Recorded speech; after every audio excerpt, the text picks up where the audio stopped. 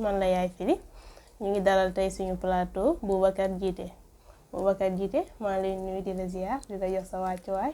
waaleykum salaam wa rahmatullah wa barakaatuhu soxna Fili ñu ngi lay ziar di la ndokkeel. Boubacar lan mooy UDVCS ak lan moo ko tax a jóg. waaw UDVCS mooy Union pour le développement et de veille de la commune de Sakar objectif am moo di jóg aar suñu gox ressources naturelles yi ñu am yëpp ñu aar leen moo ñu tax a jóg.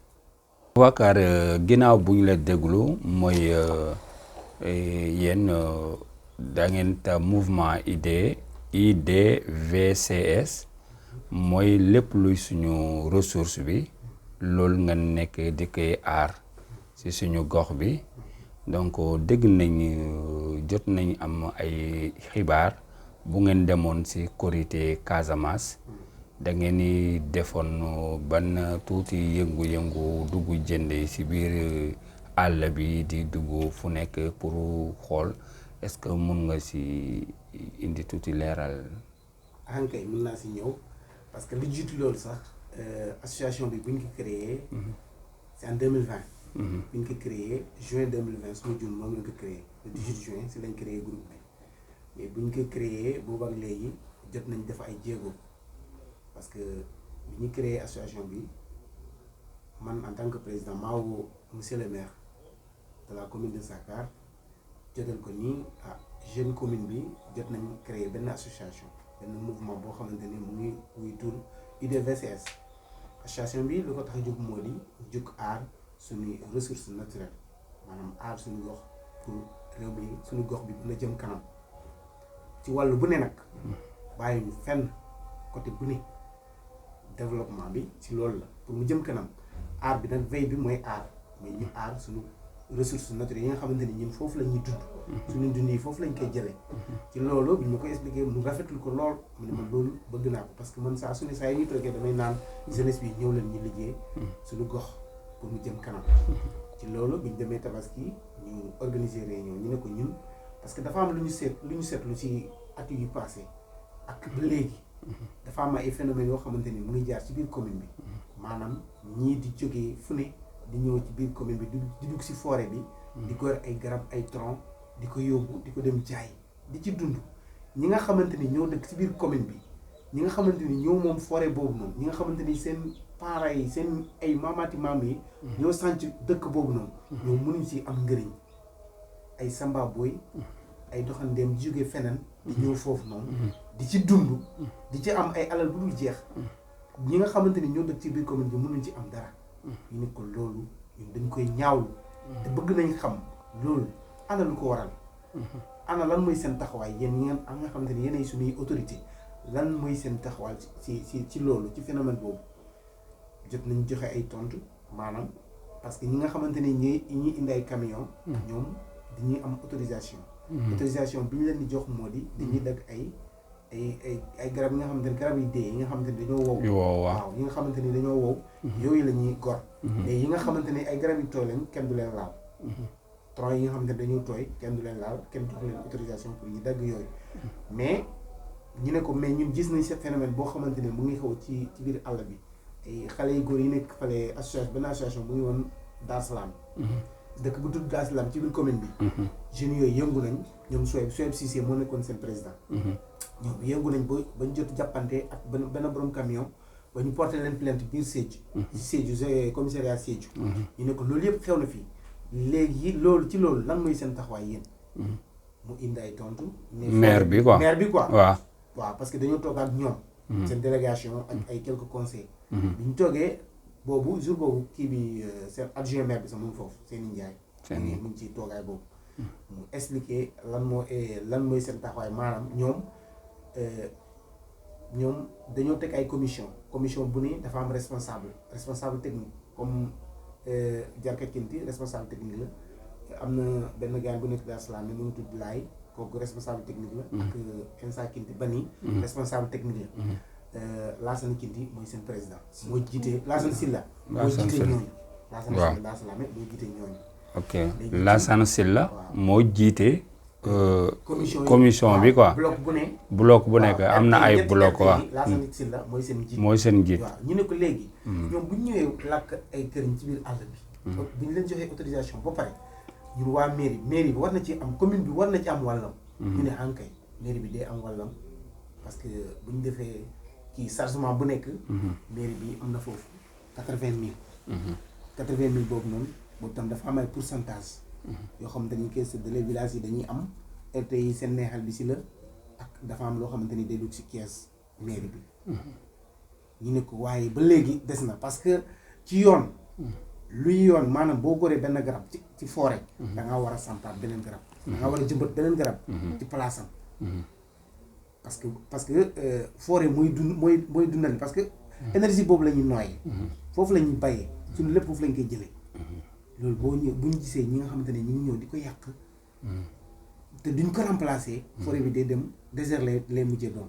ñu ne ko loolu ñun jóg nañ tey pour taxaw ci loolu ñu ne ko te jóguñ pour forêt bi kese jóg nañ pour suñu géej bi.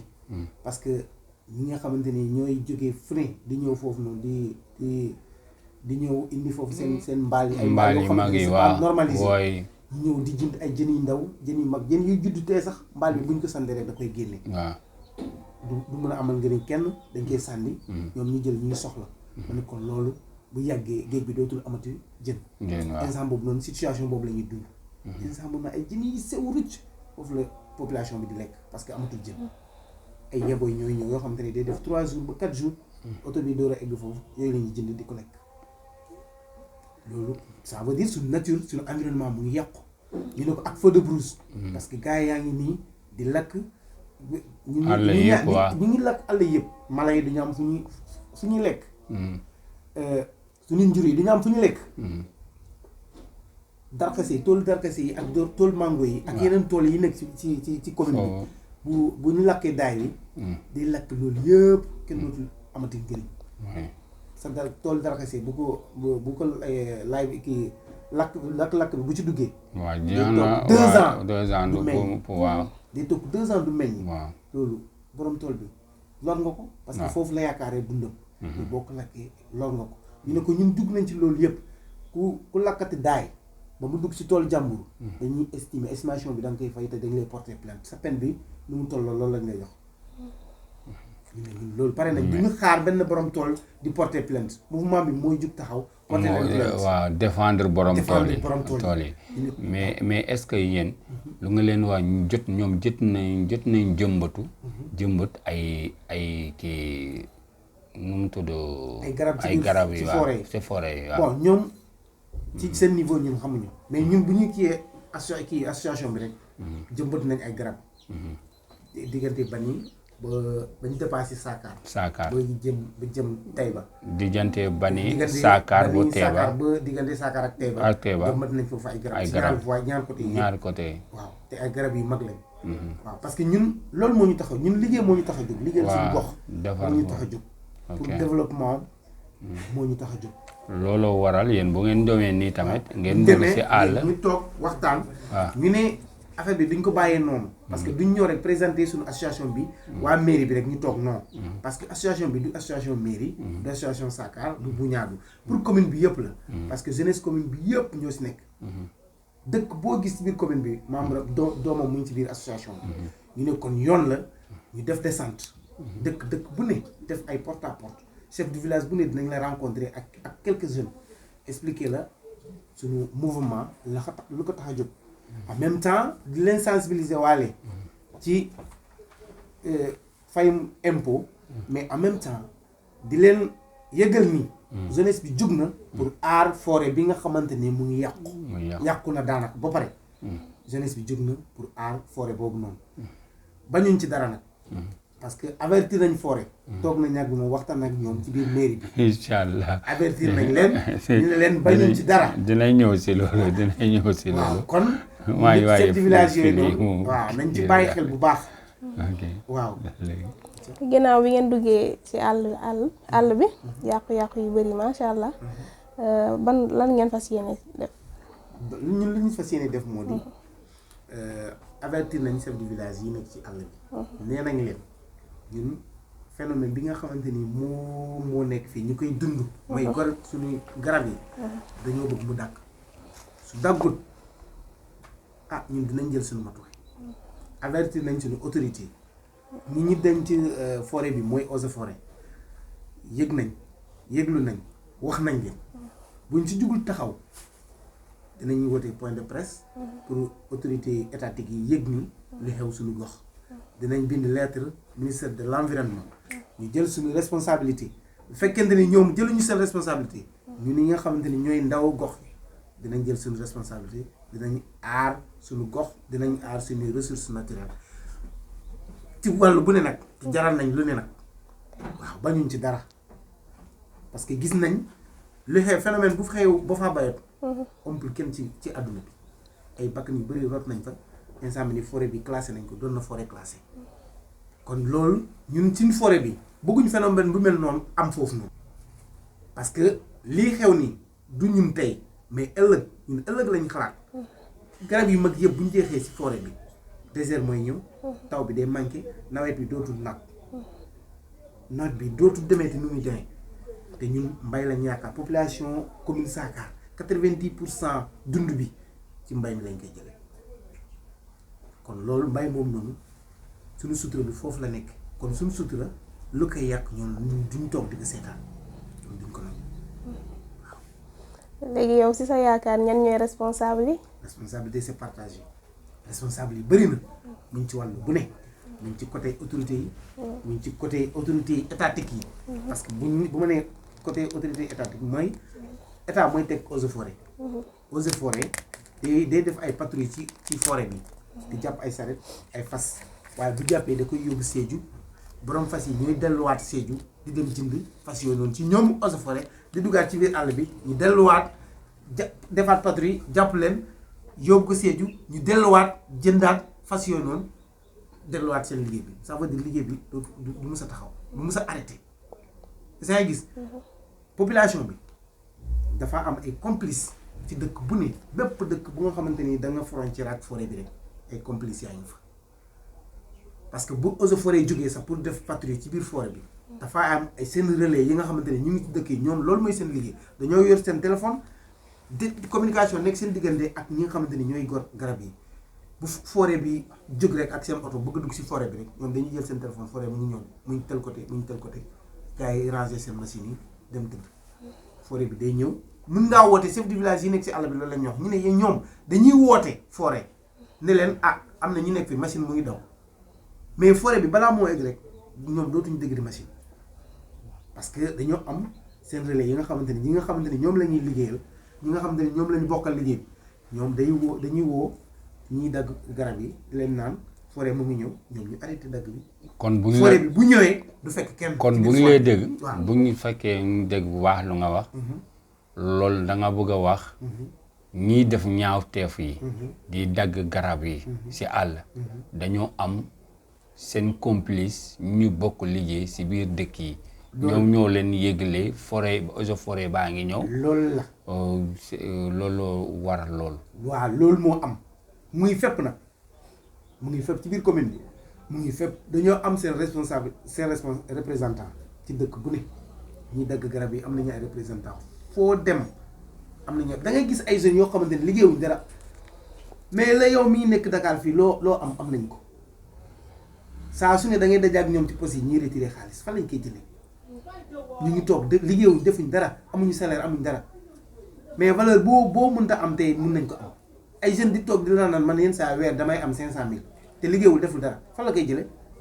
kon daal si business boobu la ñuy nekk daal. business boobu lañ ne ñoom ñëpp dugg nañ ci business. waaw léegi lii yëpp loolu yëpp te xalaatuñu seen ëllëg ana jeunesse bi si loolu. ana jeunesse bi même jeunesse bi mu ngi ci biir am na ay jeunes yoo xamante ni am nañ part de responsabilité ci loolu parce que ci la ñuy yëngu du jeunesse yëpp nag ñi nga xamante ni am nañ conscience xam nañ risque yi si nekk ñoom bañ nañ ko ñoom ñu ngi bàyyi seen waar maa ngi jël benn exemple Mouhamed Fati mu ngi dëkk Sakar kooku jàmmaarloo nag ay ñi nga xamante ni ñooy dagg garab am na ñu ñëw daaw Sakar di dagg foofu ay di gor foofu ay garab mais fekki nañ leen ci biir àll bi jël seen machine porté jàpp waa ji porté ko plainte bañ tëj ko Sédhiou kon jeunes yi am na jeunes yoo xamante ni am nañ conscience ni lii risque la boo xamante ni dafa jar ñu jug défendre ko xeex ko balaa conséquences yi di ñu arrivé.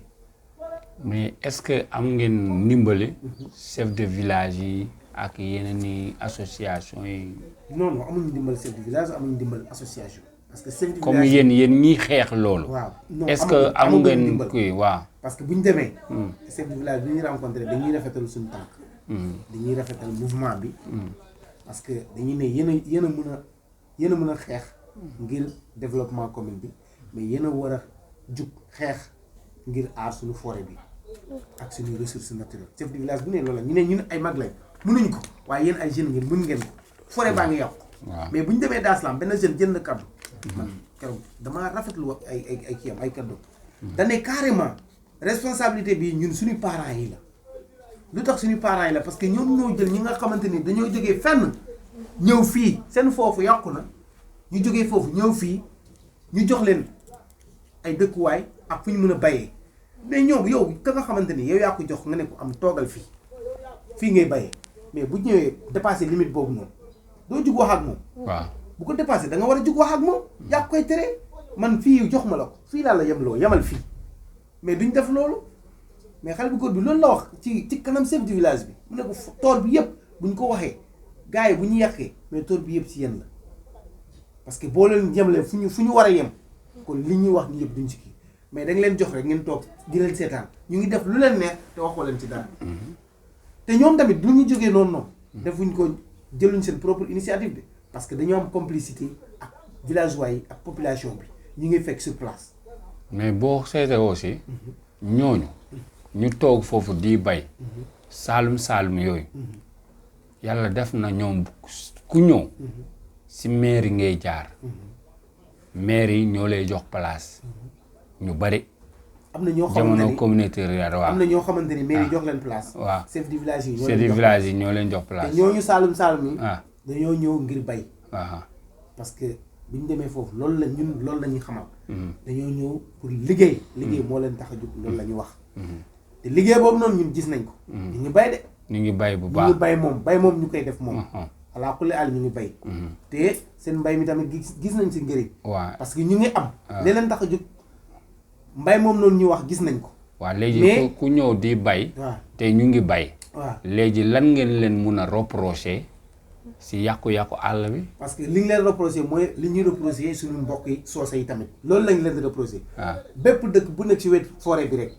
li ñu reproché ñi nga xamante ni ñoo jógee Saloum ñëw foofu. loolu lañ leen reproché parce que machines yi dagg. ñu ngi leen di dégg. sareet yi yóbbu ñu ngi leen di gis. boo déggul gis nga. kon da nga war a avertir fekkente ni yow fa nga liggéey yaa ngi gis ni mu ngi jëm yàqu. te bu yàqoo dootoo fa mën a liggéey. donc daal da ngaa war a jug défendre. complice lañ daal. complice ñëpp ay complice la. mais bokkuñu si deal bi. bon bokk nañ ci deal bi bokkuñ ci deal bi. daje nañ ak benn chef de village. mu ngi dëkk Nasrullah. kooku. xamal nañ ni. am na ay dëkk soose yi nga xamante ni sax. am nañ ay machine est-ce que comprendre. am na ay dëkk soose yoo xamante ni. am na ñi nga xamante ni ñu ngi ci business bi. nee na gis na benn gaan nee na semaine bi ñu dem foofu. nee na gis na benn gaan boo xamante ni jàpp na saret waa ji fay ko 50 000 mu bàyyi saret bi mu ne ko demal. mu jàpp saret borom saret bi ba pare. dem si àll dem si àll bi comme ñun patrouille bi ñu doon def. waaw mu doon def mu jàpp saret. borom saret bi jox ko borom saret bi yëkkati 50 000 jox ko. mu téye 50 000 bi bàyyi ko mu dem. est-ce que bu keneen ak keneen bu ñu defee noonu. est-ce que forêt bi dinañ ko mën a protéger. dina doy waar. te kooku nee na pare na pour wax. nee na bés bu ñu wootee réunion biir commune bi. ñëpp toog mu ne heure bu wax bu jotee dina wax. moom leeral na ñoom seen dëkk ñoom duñ ci laal mais bépp dëkk buy laal bant. xam na ko te dina ko wax. dëkk yi ñu jaar yëpp. chef de village yi li ñuy xamal moo di. forêt bi état bi forêt bi ñoo bëggul affaire bi jeex. ñu ne teetee bu ñu bëggee mu jeex kon forêt bi lu muy xaar pour mu jeex. forêt lu muy xaar pour mu jeex parce que ñoom ñooy protéger forêt. yow nga xam ni yow sa kër. boo fa amee garab mango sax. booy gor bant yi. booy dagg kii yi. forêt bu la jàppee bu la yóbbee yoon jàpp la. wax ma laa forêt nag boo duggee ci biir forêt bi di yàq ay yàq forêt bi bu yenn saa yi am na espace yoo xamante ni daanaka commencé naa nekk désert mun ngaa taxaw fii ba fa sa bët yëm doo gis garab bi ma góor nañ lépp set na wicc da ngay nekk ci télé bi gis ay ween yi ñuy dagg ay tronc yu mag yu tooy garab yu tooy du ay garab yu wow de yu tooy te yi ñuy jox autorisation ñu ne dañu leen jox ay autorisation pour ñu dagg garab yu wow yi du loolu kese la ñuy dagg dañuy dagg garab yu tooy di leen weer ci biir àll bi bu woowee ba pare ñu door a indi camion di chargé boo leen kii ñu wal na kenn ñu ne ay garab yooyu boo xoolee nga gis lépp wow te fekk dagg nañ ko bu yàgg bàyyi ko ci biir àll bi pour mu wow ñun fan lañ jëm. non c'est grave. fan lañ jëm. Boubacar gisoon nañ ni oto monsieur le maire moo leen yóbbu woon moom lan mooy taxawaayam ci xeex bi. bon monsieur le maire autorité la ci biir commune bi. moom mooy premier magistrat ci biir commune bi. donc ñun ñu nekk jeune commune bi ñu jóg pour développement kon loolu rek bu déggee loolu rek xam naa yaakaar naa war naa jóg taj di ñu tàcc ñun bu ñu décidé nii après Korité dañuy def patrouille def ay descente ci dëkk yi yëpp bépp dëkk bu nekk ci commune bi dinañ ci teg suñu tànk maa jël sama téléphone woo ko ne ko dañoo war a def benn sensibilisation daaw bëggoon nañ kaa def corona bi tënguñu comme ren yëf yi nit ñi commencé nañu yëngu ci seen activité bëgg nañ def ay patrouille ci biir dëkk yi di def ay descente di sensibiliser population bi ci wàllu impôt ci wàllu protection kii bi suñu géej bi ci wàllu incendie ak ci wàllu protection forêt bi ne ma waaw loolu du problème boo leen ñëwee rek mën naa leen jox ma mais buñ ko koy wax dañ ko ne carrément ñun dañoo bëgg a jënd suñu essence nga àll sa oto mu ne loolu amul problème mais bu ñu demee ñu expliqué ko ñu ne ko pare nañ pour dem rendez-vous bu ñu la wax teel la daf ne dañu ne carrément li ngeen jëndee essence jëndee leen ko ndekki man dinaa leen jox essence kon ci loolu ñu koy sant di ko gërëm parce que 2 jours lañ def chaque jour bu ñu génnee et 22 heures la ñuy indi oto bi dañuy def ay tour mais essence boobu yëpp moom moo ñu ko jox côté boobu ñu koy sant di ko gërëm mais pour leeral nit ñi. du initiative am suñuy initiative la. suñuy mbébét bopp la. association bi moo jug. du maire moo ñu yónni du conseiller moo ñu yónni du adjoint maire moo ñu yónni ñun ñoo yónni suñu bopp parce que dañoo xam ne ñun dañoo am responsabilité ci développement commune bi moo ñu tax a jug ci démarche boobu lañu def looloo waral oto monsieur le maire mais du leneen lu ñu boole ak moom.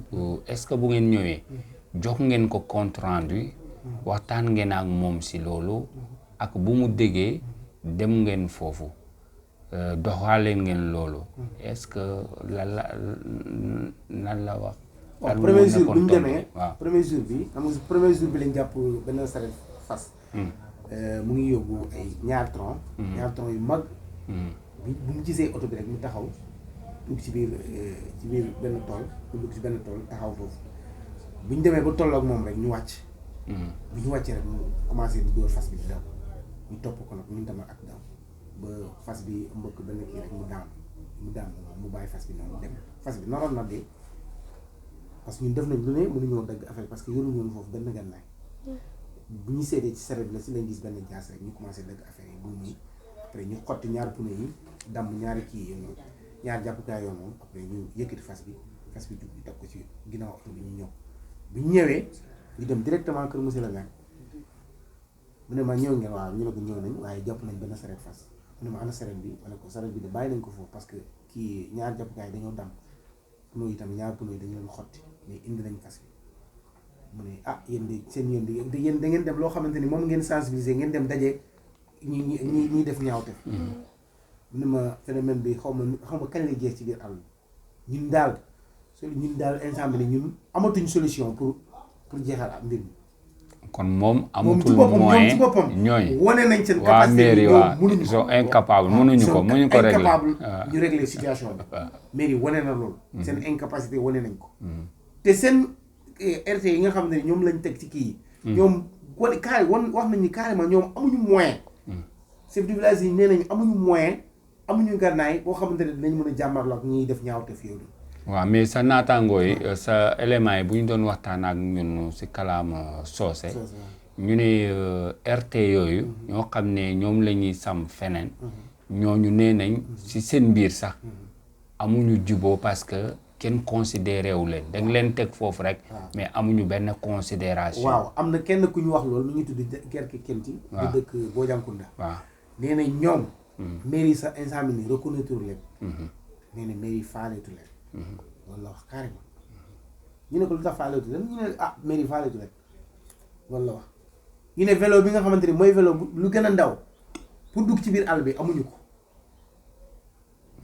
amuñu moyen xam nga kooku mënul dégg àll pour patrouille ku yoru vélo yoroo vélo yoroo oto yoroo moto kooku waaw kooku lu muy patrouille àll mënuñ ko def caaxaan la yaa ngi gis léegi deuxième jour bi bu ñu demee rencontré parce que ñoom wan nañ ko wax nañ ni carrément dëkk yi nga xamante ni dëkk wolof yi ñu nekk ci biir forêt bi ñoom ñëpp dañuy fay impôt waaw mais dëkk soose yi dina am ñenn ñi fay mais daanaka xaaj bi du fay 100% daanaka 90% yi duñu fay lan loolu lu ko waral monsieur le maire wax na lan monsieur le maire nee na ñun wax ñoom wax nañ waxaat mais gars yi duñu fay ñoom dañuy yaakaar ne dañuy bañ a fay mais buñ demee am na chef de village yoo xamante ni ñoom nee nañ am na ñoo xamante ne dañoo bañ a fay xam nañ mais dañoo bañ am na ñoo xamante ne xamuñ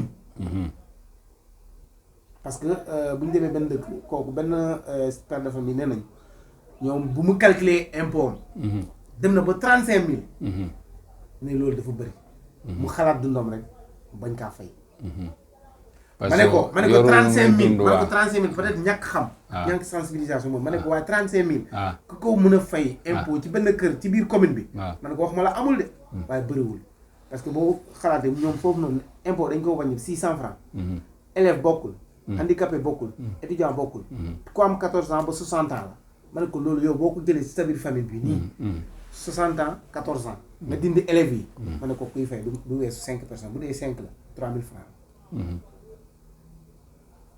man ñun xamewuñu ko noonu kon information bi diggante maire bi ak ñoom des na dafa des waaw ci lañ ne comme est-ce que jot ngeen waxtaanee monsieur le maire loolu dinañ parce que deuxième jour bi jour boobu la ñu war a waxtaan ak moom yàlla def yàlla moom benn bakkan fa lay saakaar ñu nekk foofu guddi bi na ko yàlla yërëm waaw mujj ñëw toog ak moom ñu kii mais dinañ defar PV suñu patrie bi ñu def nii descente bi ñu def nii defar PV waaw bu ñu defaree PV bi ba pare dinañ ko jox mu jàng mu xam dëkk bu ne ban jafe-jafe lañ jànkonteel foofu ban problème moo fa am dinañ ko jottali incha allah waaw Boubacar liggéey bi ngeen di def nii est-ce que du risque te amuloo leen ci benn kaaraange benn tiitaange ci seen wàllu kaaraange risque la kay ngan di risque la parce que bu ñuy dàq ji borom saret bi moom dafa tiit parce que dafa gis groupe mais bu taxawoon foofu noonu moom groupe bi lu mu bëri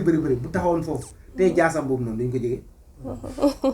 duñ ko jege ay wax la ñuy ay kàddu la ñuy santante rek mais duñ ko jege parce que puso bu gën a tuuti kenn yoru ko woon si ñun dañoo amoon mango sax mango ci biir oto bi mënuñu kaa lekk dañaa def patrouille bi ak mango bi yëpp ba delluwaat 10 heures ba 22 heures mango bi mënuñu kaa lekk amuñu paak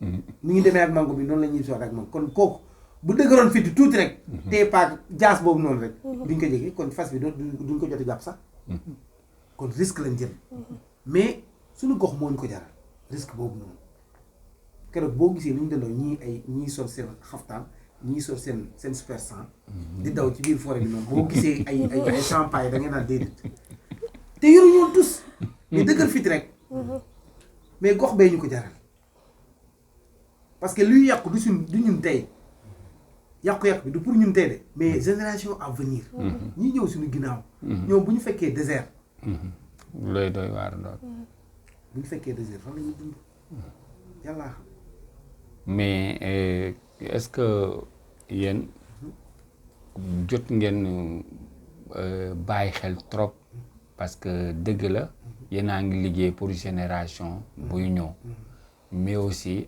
ay étudiants ngeen yéen a ngi tolloo ci seen doole est-ce que rafet na aussi ngeen bàyyi xel lool ci risques yi parce que trafiquants de bois yi du ñu n'importe qui te ay réseau la réseau yi taxaw la donc ku taxaw pour xeex ak ñoom jëlee leen fii est-ce que jarul tamit ngeen jël ay précautions yu bari.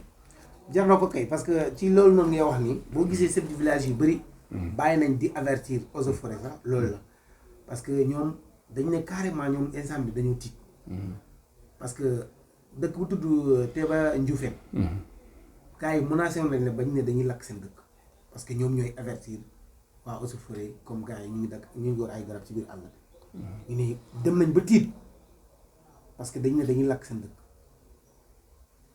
trafiquants yi pare nañ pour lu ne pare nañ jàmmarloo ak population bi pare nañ képp ku leen bëgg a teree seen liggéey boobu noonu ku leen yàqal seen kii boobu noonu teranga boobu noonu seen sa bakkan dina faral kon jot na état bi mu jël responsabilité eaux et forêts ñu jël seen responsabilité déployer seen élément ci biir forêt bi ñu aar suñu forêt bi parce que bu dul loolu ay innocent dinañ si nekk seen bakk ay innocent yoo xamante ni parce que ñoom pare nañ daal. pare nañ ñoom pare nañ parce que bu ñu demee ci àll bi ñu ne.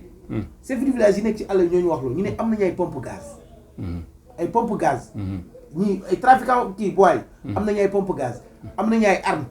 lu ne lépp loo xamante ni gànnaay la ñu ngi koy yor. kon jug jàmmarloo ak ñoom te yow yoroo dara. nga loolu risque la.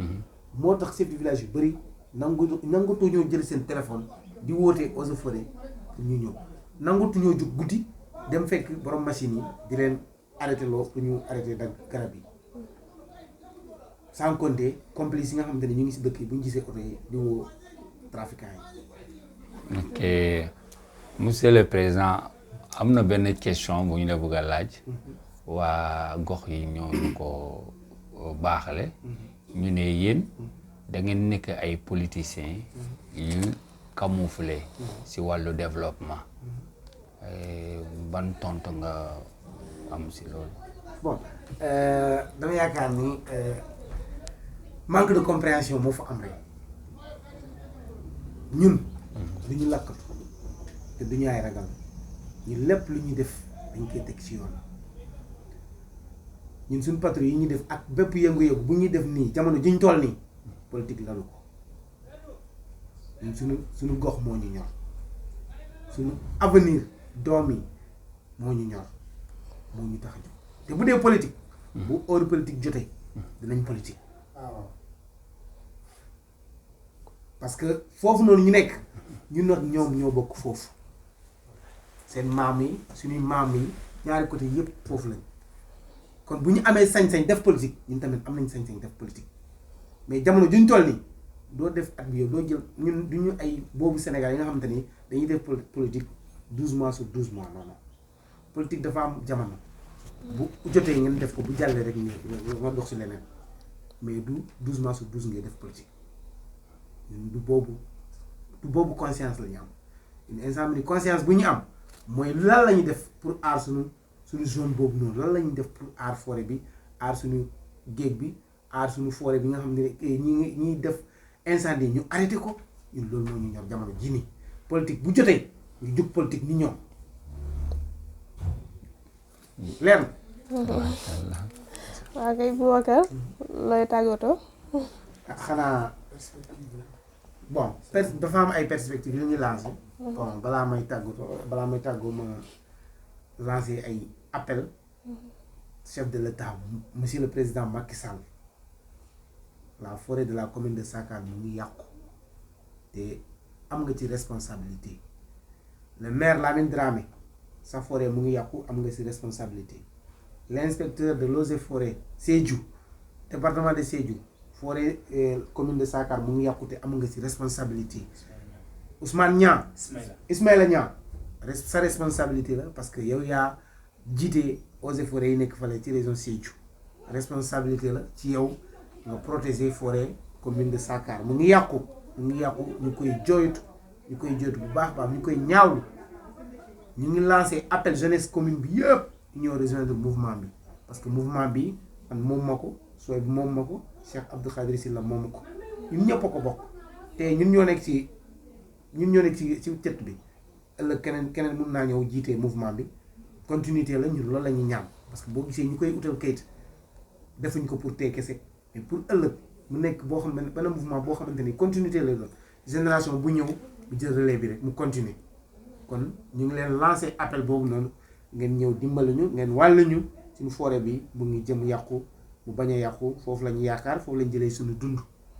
perspective yi ñuy lancé nag moo di dañoo bëgg a organiser benn journée boo xamante ni ñu ngi ciy woo ministre de l' environnement ñu ngi ciy woo inspecteur de l'eaux et forêts ñu ngi ciy woo ñu ngi ciy woo responsable zone yi ñu ngi ciy woo RT yi conseil yi maire yi nga xamante ni ñu ngi ci zone boobu ñu ngi leen woo ak tous les chefs de village ñu ngi leen di woo président jeunes yi ñu ngi leen di woo ñu ñooy rejoindre journée boobu noonu ñu yendu foofu noonu def ay débat def ay sensibilisation ci wàllu bu ne pour suñu gox bi mun a jëm kanam ci loolu ñu ngi leen di ziar di leen dëggal di leen naan kontaan nañ trop ci Badoa TV Badoa TV mi nga xamante ni moo ñu jox opportunité ñu ñëw lancer suñu cri de cœur loo xamante ni moo ñu tiital ñu koy ñëw pour mun a jàllale message boobu noonu àdduna bi yëpp jot ci vraiment kontaan nañ ci bu baax a baax di ziare suñu caméraman bi di ziare suñu réalisatrice bi di ziare général Ibrahima Badoa Dramé di leen naan kontaan nañ trop jërë ngeen jëf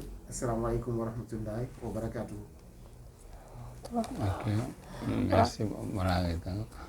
merci beaucoup jërëjëf Boubacar présidente IDV VCS kontaan nañ trop di lay dalal si suñu plateau Badoa TV li ñu yàgg xaar la si yéen jeunesse Pakao jeunesse commune de Sakar parce que dëkk bu développé jeunesse moo koy développé l'avenir de notre commune seen loxo la nekk suñu papa yi def nañ seen jamono ak suñu maam yi léegi ñun ñoo des kon ñun ñoo war a taxaw ku ki nekk bay sawar pour ñu mun a tooloo fu ñu tooloo ñu mun a dem kon lii nekk na lu rëy si ñun initiative bu ngeen am taxaw benn mouvement boo taxaw di seetlu suñu jumtuwaay ñu am si suñu gox pour aar leen sàmm leen bañ a am ay yàqu-yàqu loolu xeex noble la kontaan nañ trop yow nga nekk président mouvement boobu di la dalal fii nekk na mbetteel bu mag si Badoa TV parce que Badoa TV commune boobu la sosoo kon tey lépp loo xam ni seen mbébét la seen njooy la ñun xanaa kenn jiituñu mais kenn ñu bàyyi si ginnaaw dinañ ànd ak yow dem maa ngi ziar bu baax suñu présentatrice bi mooy yaay Fili Diop di ma boole si émission bi incha allah jërëjëf bu beneen. waa kay mbokk yi ñu amoon mbégte ak kontaante doon dalal Boubacar Djité président UDV CS ñu ngi koy jaajëfal bu baax leeral yi mu indi am na solo macha allah ñu ngi leen di ñaanal yàlla liggéey bi gën a taxaw si barke alxuraan karim a barke Seydina Muhammad sallallahu alayhi wa sallam maa ngi nuyu général Ibrahima Badoa Dramé mi ma bokkal plateau bi di nuyu sama caméraman Almami Bari ñu ngi leen di jox dig daje si Badoa TV si beneen numéro.